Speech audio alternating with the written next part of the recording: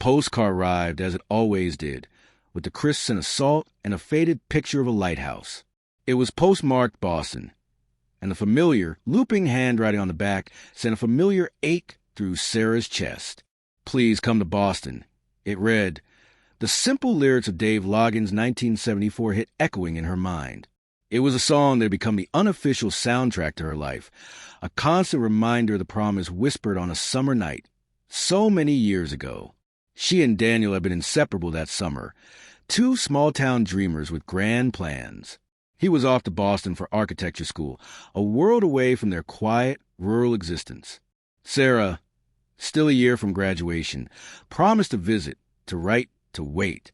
They danced to "Please Come to Boston" at the senior prom, his hand warm on her back, her head resting against his shoulder. "I'm the poet and you're the song," he'd murmured, quoting the lyrics, and she believed him with all the fervent hope of youth.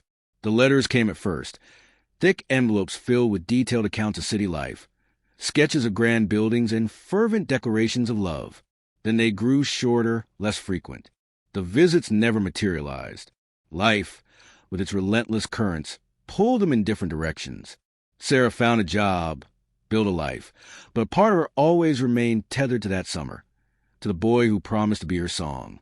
Now, she ran her thumb over the worn edges of the postcard. 50 years. 50 years since that dance, since that promise. She had often wondered if he still thought of her, if the song held the same bittersweet weight for him. She pictured him in Boston, a successful architect, perhaps with family, a life entirely separate from the one they'd envisioned. A sudden, impulsive thought struck her. She looked at the date on the postcard. Today's date, 50 years ago. She picked up her phone, her fingers hovering over the numbers she still remembered by heart, a number she had never dared to dial. What would she say? What could 50 years of unspoken longing possibly convey? As the first notes of "Please Come to Boston" drifted from the radio, a forgotten station playing oldies, Sarah took a deep breath. It was a long shot, a foolish, romantic gesture.